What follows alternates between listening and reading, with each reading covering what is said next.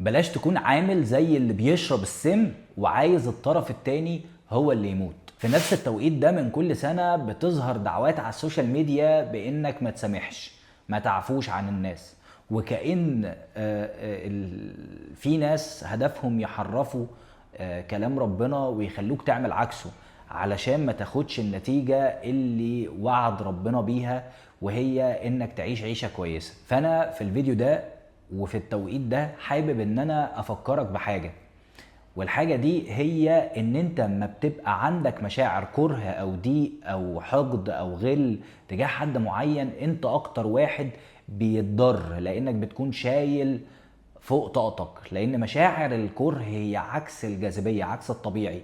الطبيعي ان احنا نحب، الطبيعي ان احنا نتبسط. اما بيحصل عكس كده ده بيبقى هو اللي مش طبيعي، وبيكون مجهوده كبير وبياخد من طاقتك وبياخد من تركيزك وبياخد من قوتك وبياخد منك حاجات كتير. فبلاش تكون عامل زي الشخص اللي بيشرب السم وعايز الشخص اللي قدامه اللي يموت.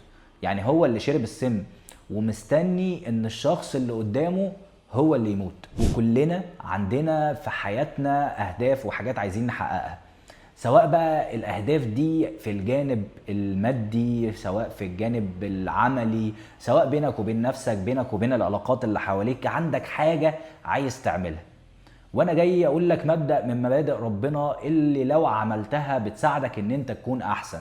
والآية دي او المبدأ ده هو كلام ربنا، وهو بيقول لنا فاعفوا واصفحوا حتى يأتي الله بأمره. وكلنا عارفين ان ربنا قادر على انه يقول لاي حاجة كن فيكون. فلو انت عايز الهدف بتاعك ده او الامر اللي انت بتسعى له ربنا يساعدك ويأتي بأمره ويسهلها عليك، سامح بهدف ان انت بتتقرب من ربنا. فانا جاي اقولك النهاردة حاول ان انت تبدأ بداية جديدة في رمضان، والنهاردة احنا لسه في البدايات. حاول انك تجمع كل الناس اللي بينك وبينهم اي حاجة واعفو عنهم بنية ان ربنا يأتي بأمره ويساعدك في الهدف اللي انت عايز تعمله.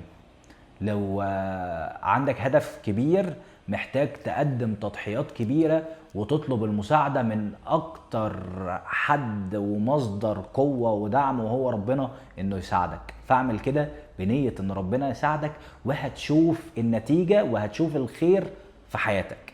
ولو مهتم تشوف المحتوى ده تاني انصحك تتابعني، وهنتكلم مع بعض في تفاصيل كتير في سلسلة فيديوهات اسمها بصيرة، هتساعدك انك تعمل افعال تساعدك ان انت تعيش الحياة بالشكل اللي انت بتتمناه.